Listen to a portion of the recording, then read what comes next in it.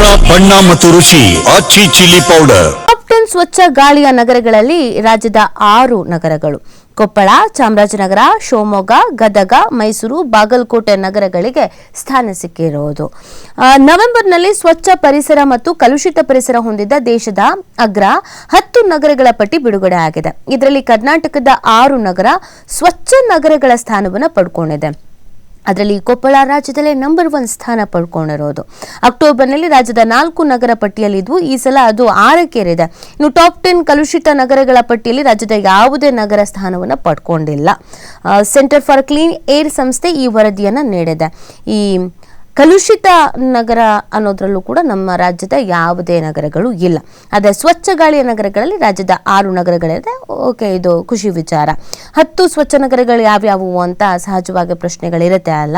ಶಿಲ್ಲಾಂಗ್ ಮೇಘಾಲಯ ಮತ್ತು ಸಿಕ್ಕಿಂನ ಗ್ಯಾಂಗ್ಟಕ್ ಮತ್ತು ತಮಿಳುನಾಡಿನ ಪಾಲ್ಕಾ ಲೈಪೋರೇರ್ ಇದು 3ನೇ ಸ್ಥಾನ ಪಡ್ಕೊಂಡಿದೆ. 4ನೇ ಸ್ಥಾನದಲ್ಲಿ ನಮ್ಮ ಕೊಪ್ಪಳ ಇದೆ. 5ನೇ ಸ್ಥಾನದಲ್ಲೂ ಚಾಮರಾಜನಗರ ಇರೋದು. 6ನೇ ಸ್ಥಾನದಲ್ಲಿ ಶಿವಮೊಗ್ಗ ಇದೆ. 7ನೇ ಸ್ಥಾನದಲ್ಲಿ ತಿರುವನಂತಪುರಂ ಇದೆ ಕೇರಳ. 8ನೇ ಸ್ಥಾನದಲ್ಲಿ ಗದಗ ಇದೆ. 9ನೇ ಸ್ಥಾನದಲ್ಲಿ ಮೈಸೂರು ಇರೋದು. 10ನೇ ಸ್ಥಾನದಲ್ಲಿ ಬಾಗಲಕೋಟೆ ಇದೆ. ಸೊ 6 ಸ್ಥಾನವನ್ನ ಪಡ್ಕೊಂಡಿರುವಂಥದ್ದು ಸಹಜವಾಗಿ ಖುಷಿ ತರಿಸ್ತಾ ಇದೆ. ಮೊದಲೆಲ್ಲ ಸ್ವಚ್ಛ ನಗರ, ಸ್ವಚ್ಛ ಗಾಳಿ ಅಂತ ಬಂದಾಗ ನಾವು ಮೈಸೂರು ಅನ್ನೋದನ್ನ ಯಾವಾಗಲೂ ಅನ್ಕೊಂಡಿರ್ತಿದ್ವಿ. ಬಟ್ ಈ ಬಾರಿ ಬೇರೆ ಬೇರೆ ಅವಕಾಶಗಳು ಸಿಕ್ಕಿರೋದು ನೋಡ್ತಾ ಇದ್ರೆ ಪರವಾಗಿಲ್ಲ, ಬದಲಾವಣೆಗಳಾಗಿದೆ ಅಂತ ಅನ್ನಿಸ್ತಾ ಇದೆ. ಇದೆಲ್ಲದಕ್ಕಿಂತ ಇನ್ನೊಂದು ಖುಷಿ ವಿಚಾರ ಏನು ಹೇಳಿ, ಈ ಕಲುಷಿತ ನಗರದಲ್ಲಿ ನಮ್ಮ ಯಾವುದೇ ಊರುಗಳು ಇಲ್ವಲ್ಲ ಅನ್ನೋದೊಂದು ಖುಷಿ ಆಗ್ತಾ ಇರೋದು. ಈಗಾಗಲೇ ನೋಡಿ 225 ನಗರಗಳನ್ನು ಪರಿಗಣಿಸಲಾಗಿತ್ತಂತೆ. ಇದರಲ್ಲಿ 114 ನಗರಗಳು ಉತ್ತಮ ವಾಯು ಮಾನದಂಡವನ್ನು ಪೂರೈಸ್ತಾ ಇದೆ ಅಂತ ಈ ವರದಿ ಹೇಳ್ತಾ ಇದೆ.